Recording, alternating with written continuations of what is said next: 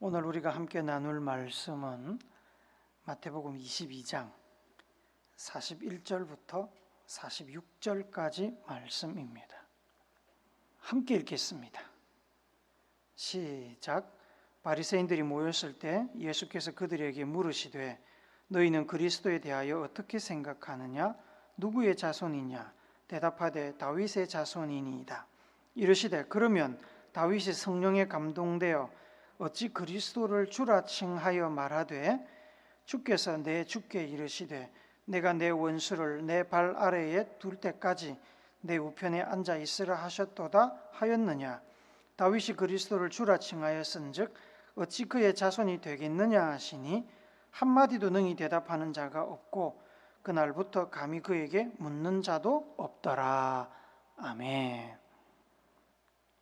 플라톤이 적은 국가론이라는 그 책이 있습니다. 그 책 제7권에 동굴의 비유가 나옵니다. 플라톤은 인간이 경험하는 세상을 동굴과 같다고 비유했습니다. 비유에서 인간은 태어날 때부터 동굴 속에 손발이 묶인 채 동굴 안쪽 벽만을 바라보고 살아가는 존재로 묘사됩니다. 불빛에 의해서 동굴벽에 그려진 그 그림자를 실제 세상이라고 생각하면서 삽니다. 철학자는 인간들에게 동굴벽에 그려진 그 그림자가 실제 세상이 아니라고 알려주면서 속박을 끊고 동굴 밖으로 나가서 실제 세상, 이데아를 경험해야 된다고 가르치는 존재입니다. 그러나 동굴 생활에 익숙해진 인간들은 철학자들의 말을 들으려고 하지 않습니다. 속박을 끊고 동굴 밖으로 나갔다가도 밝은 태양의 그 눈부심 때문에 불편해서 다시 동굴로 들어와 버립니다. 동굴 벽에 비친 그 그림자를 실제 세상이라고 믿으면서 동굴에서 벗어나지 않으려고 합니다. 동굴을 벗어나라고 가르치는 사람들을 향해서 오히려 그들을 공격하고 죽이기까지 합니다. 영국의 철학자 베이컨은 이 플라톤의 이야기에 등장하는 동굴을 올바른 견해와 판단을 거르치는 인간들의 편견, 선입관이라고 생각했습니다. 그리고 우리 안에는 우리가 붙들고 있는 이 편견과 선입관이 있는데 이것을 동굴의 우상이라고 표현을 했습니다. 우리 안에는 그래서 편견과 선입관이라는 동굴의 우상이 다 들어있다는 말입니다. 여러분과 저 안에도 이런 동굴의 우상이 있습니다. 여러분, 비가 오면 우산을 쓰시지요?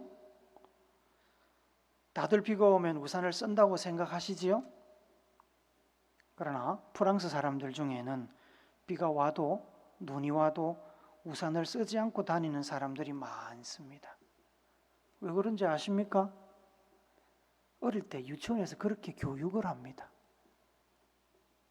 우산을 쓰고 길을 걸으면 바람이 불 때 보행이 불편하고 시야를 가려서 교통사고의 위험이 있기 때문에 아이들에게 우산을 쓰지 말라고 가르칩니다.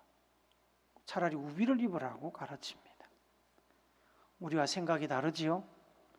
비가 오면 우산을 써야 한다는 생각이 선입관이고 편견이 될 수 있습니다. 예수님 시대에도 그런 선입관과 편견에 빠져있던 사람들이 많이 있었습니다. 예수님께서 성전뜰에서 순례자들에게 하나님의 말씀을 가르치셨습니다. 대제사장들과 장로들, 바리새인들, 서기관들이 차례로 와서 예수님을 공격하며 질문을 던졌고 그럴 때마다 예수님께서는 지혜로운 진리의 말씀으로 그들의 공격을 막아내셨습니다. 성전뜰에서 말씀을 가르치는 일을 마무리하시려고 그랬는지 예수님께서 옆에서 매서운 눈초리로 예수님을 노려보고 있는 바리새인들에게 질문을 던지십니다. 너희는 그리스도에 대하여 어떻게 생각하느냐? 누구의 자손이냐? 여러분은 그리스도가 누구의 자손이라고 생각하십니까? 그리스도가 누구의 자손입니까? 당연히 그리스도는 하나님의 자손, 하나님의 아들입니다. 이렇게 대답하는 것은 우리 생각이고 바리새인들은 이렇게 대답을 생각하지 못했습니다. 그들은 전통적으로 알고 있던 대로 다윗의 자손입니다라고 대답을 했습니다. 그들은 그리스도가 온 세상을 위한 구세주임을 생각하지 못하고 이스라엘만을 위한 정치적으로 국가적으로 나라를 구원할 위대한 사람 정도로만 생각을 했습니다. 그들의 대답이 완전히 틀린 것은 아닙니다. 그러나 그리스도에 대한 견해의 폭이 너무 좁았습니다. 예레미야 23장 5절 말씀 우리 쉬운 성경어로 같이 읽어봅니다. 시작. 보아라, 그날이 오고 있다. 나 여호와의 말이다. 그날이 오면 내가 다윗의 집에서 의로운 가지를 일으킬 것이다. 그는 왕이 되어 지혜롭게 다스릴 것이며 이 땅에서 옳고 바른 일을 할 것이다. 그리스도는 다윗의 자손에서 나올 것이라는 예레미야 선지자의 예언의 말씀입니다. 하지만 여러분, 그리스도에 대한 예언은 이 말씀만 있는 것은 아닙니다. 이사야서 9장 6절 말씀도 봅시다. 시작.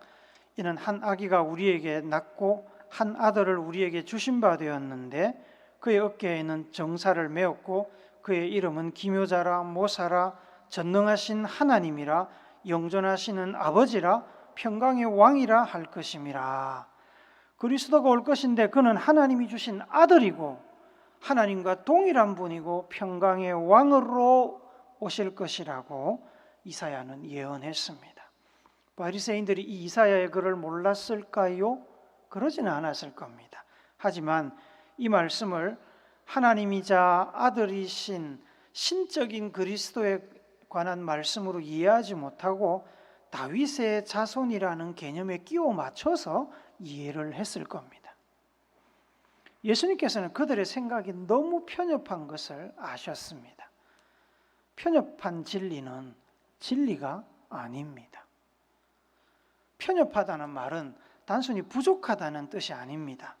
부족한 사람은 더 얻기 위해서, 더 채우기 위해서 열린 마음으로 하나님의 말씀을 듣고 받아들이지만 편협한 사람은 이미 하나님의 말씀을 알고 있지만 원하는 것만 취사 선택하는 사람입니다. 자기가 원하는 말씀만 선택해서 믿는다는 얘기입니다. 당연한 결과로 그들의 신앙은 하나님의 가르침, 하나님의 정신, 하나님의 마음과 뜻에서 멀어져 있었습니다. 그래서 예수님께서는 그들의 왜곡된 믿음을 드러낼 수 있는 말씀을 가지고 그들의 허점을 찌르셨습니다. 본문 마태복음 22장 43절 44절에서 인용한 말씀은 시편 110편 1절 말씀입니다. 같이 읽어봅시다. 110편 1절 시작. 여호와께서 내 주에게 말씀하시기를 내가 내 원수들로 내 발판이 되게 하기까지 너는 내 오른편에 앉아 있으라 하셨도다. 시편 110편은 다윗이 지은 시입니다. 바리새인들과 대부분의 유대인들은 이 시가 미래에 오실 그리스도께서 원수들을 물리치고 승리하실 것에 대한 시라고 인정하고 있었습니다. 마태복음에서는 주께서 내 주에게라고 번역되어 있지만 110편 1절은 여호와께서 주에게라고 되어 있습니다. 여호와께서 다윗이 주님이라고 부르는 존재 그리스도에게 하신 말씀이라는 겁니다. 다시 여호와 하나님께서 다윗이 주님이라고 부르는 그리스도에게 하신 말씀이라는 겁니다.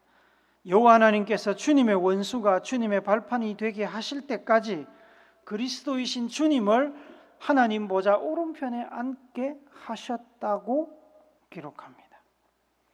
원수를 발판이 되게 한다는 말은 당시에 전쟁에서 이기게 되면 상대방의 왕이나 우두머리를 땅바닥에 눕혀놓고 발로 그 목을 발판처럼 밟으면서 승리를 선언했던 관습에서 나온 표현입니다.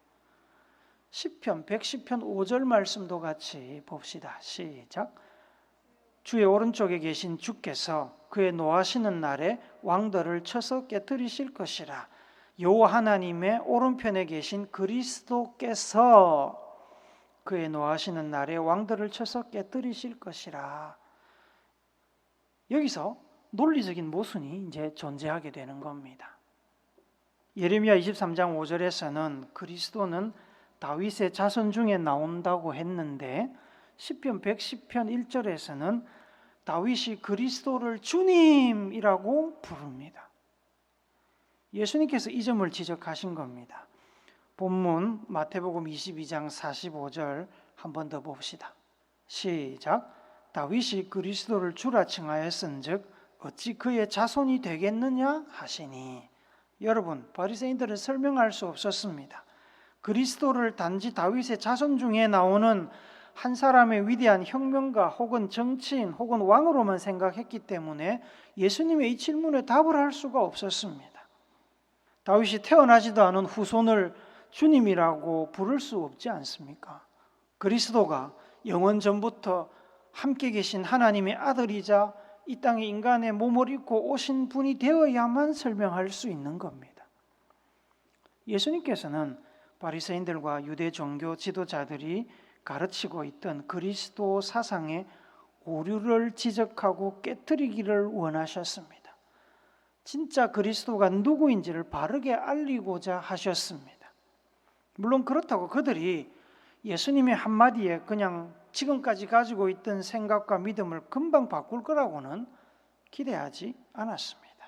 그래서 뒤따라오는 마태복음 23장에 보시면 예수님께서 아주 직설적으로 바리새인들과 그 종교 지도자들을 비판하고 계십니다. 기적을 보이고 능력을 나타내고 말씀으로 가르쳐도 바리새인들과 종교 지도자들은 그들이 확고히 붙들고 있던 그릇된 생각을 절대로 포기하지 않았습니다. 플라톤의 동굴의 비유에서 나오는 인간들이 동굴벽에 그려진 그림자를 실제 세상이라고 여기고 지혜자들의 가르침과 동굴 밖의 실제 세상을 거부하고 동굴 안에서만 머물고자 한 것처럼 유대 종교 지도자들은 자기가 믿고 있는 것이 전부라고 생각하고는 그 동굴의 우상에 빠져서 눈앞에서 능력을 나타내시는 하나님의 아들 예수님을 알아보지 못하고 거부하고 죽이려고 했습니다.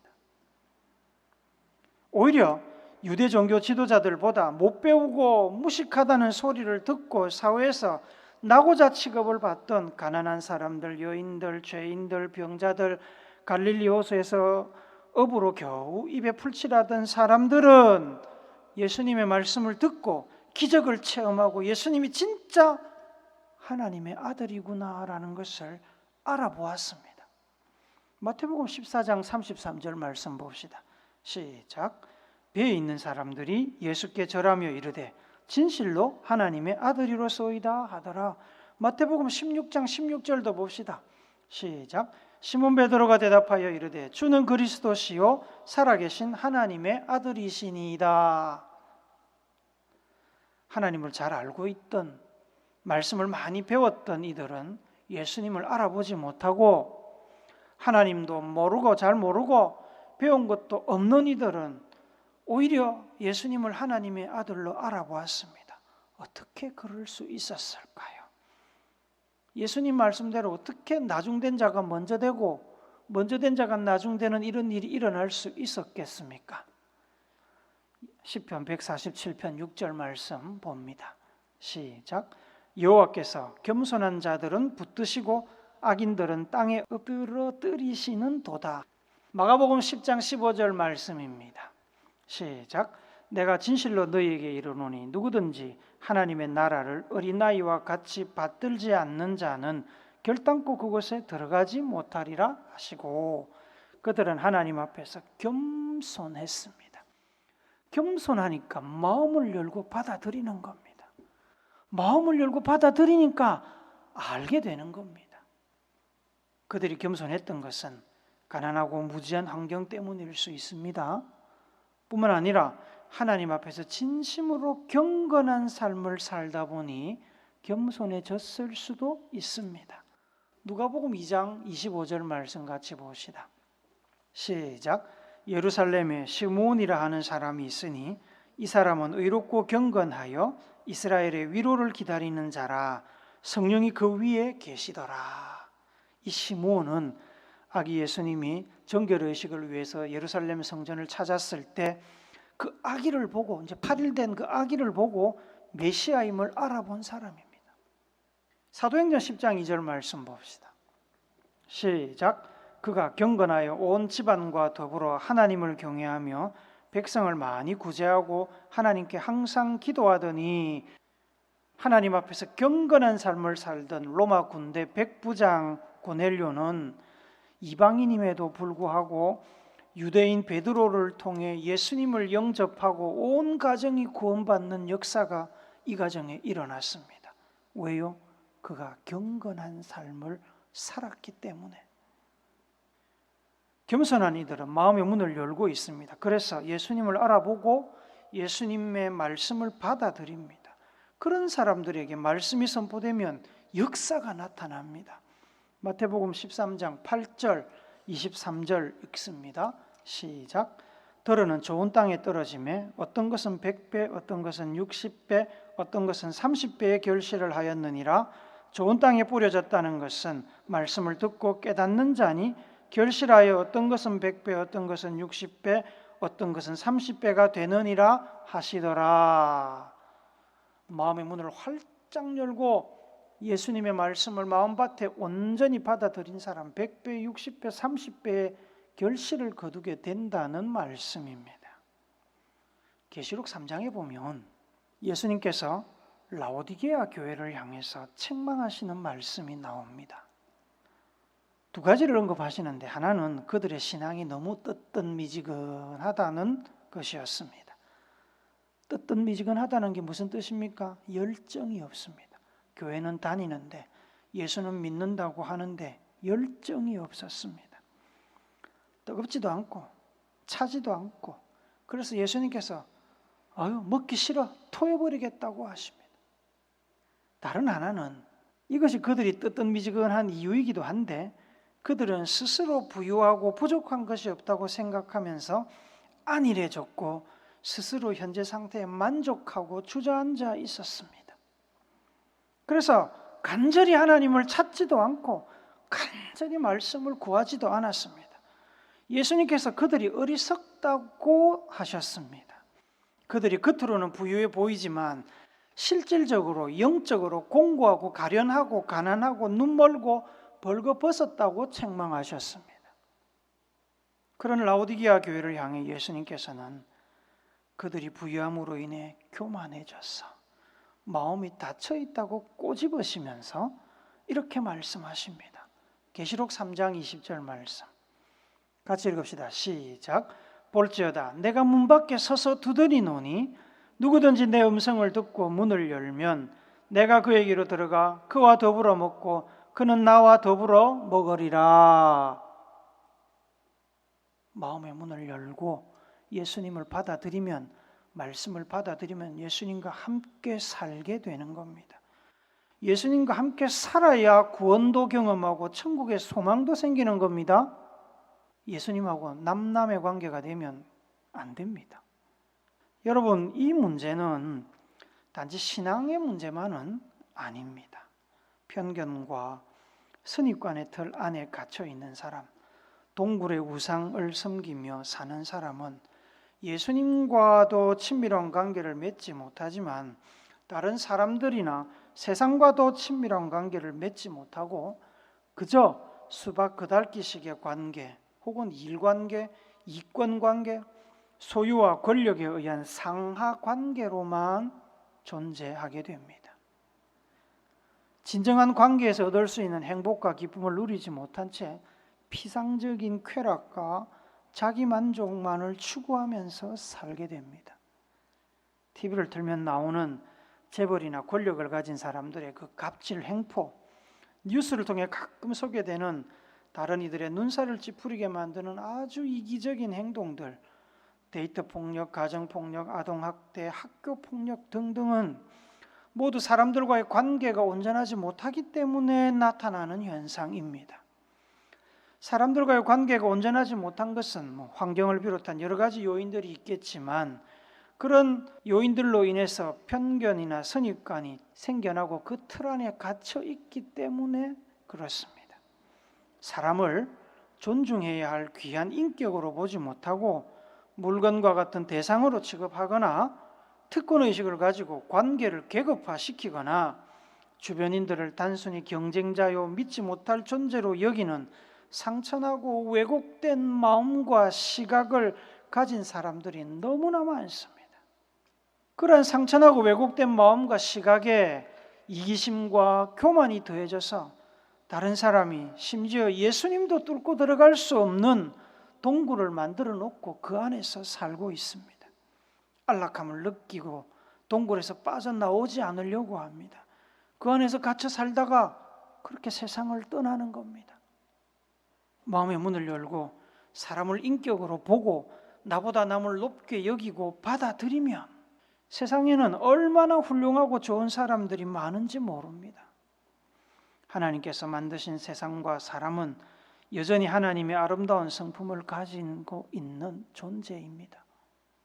비 오는 날 프랑스 사람들은 왜 아이들에게 우산을 씌우지 않느냐고 야유하고 손가락질하기 전에 그들이 우산을 쓰지 않는 이유를 알고 나면 이해가 됩니다.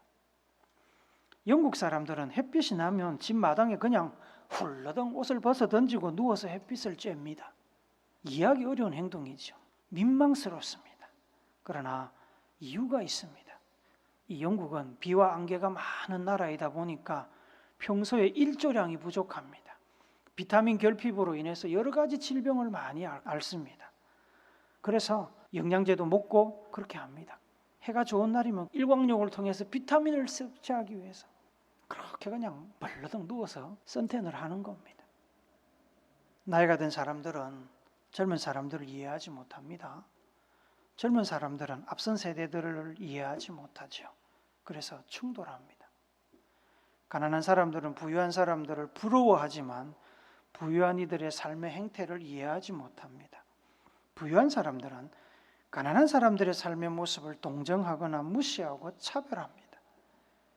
그래서 서로를 향해 높은 마음의 벽을 쌓고 있습니다. 서로의 동굴에서 나와서 편견과 선입관을 지우고 서로의 세상을 조금만 더 깊이 들여다보면 이해하고 받아들일 수 있는 부분이 너무너무 많습니다. 그러면 지금보다 훨씬 더 좋은 삶을 누릴 수 있고 그런 세상을 만들어 갈 수 있습니다. 사랑하는 우물교회 성도 여러분, 여러분은 혹시 동굴 속에 갇혀서 살고 있지 않습니까? 다른 세상 혹은 동굴 밖의 세상에 대해서 두려움을 느끼거나 혼란을 피하려고 일말의 가능성도 허용하지 않은 채 동굴 안에서 안락함을 느끼며 자신만의 세계를 지키려고 하고 있지 않습니까?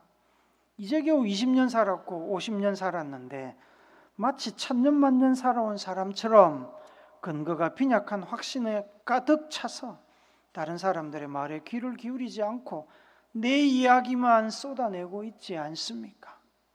내 세상만 지키려고 유대 종교 지도자들처럼 하나님의 말씀, 지혜자의 조언, 설교자의 권고를 단칼에 물리치고 있지 않습니까? 뭔 이야기를 하려고 그러면 일단 마음의 문부터 딱 닫고 그래 어디 한번 얘기해봐라 다 흘려줄게 그러고 있지 않습니까? 편견과 선입관, 기득권과 안정감의 동굴에서 나오면 경험해보지 못한 훨씬 넓은 세상을 볼 수 있습니다. 무엇보다도 진리의 세계로 우리를 초청하며 마음의 문을 열라고 하시는 예수님의 부르심에 응답하시기 바랍니다. 구원과 영생의 소망이 예수님께 있습니다. 바라기는 우물교회 성도들은 이 동굴의 우상, 편견과 선입관의 좁은 세계관을 버리고 예수님을 따라 진리의 큰 세상, 진리의 큰 바다를 믿음의 동료들과 함께 항해하면서 주어진 삶을 풍성하게 누리시기를 진리와 생명의 길 되신 예수님의 이름으로 축복합니다. 아멘.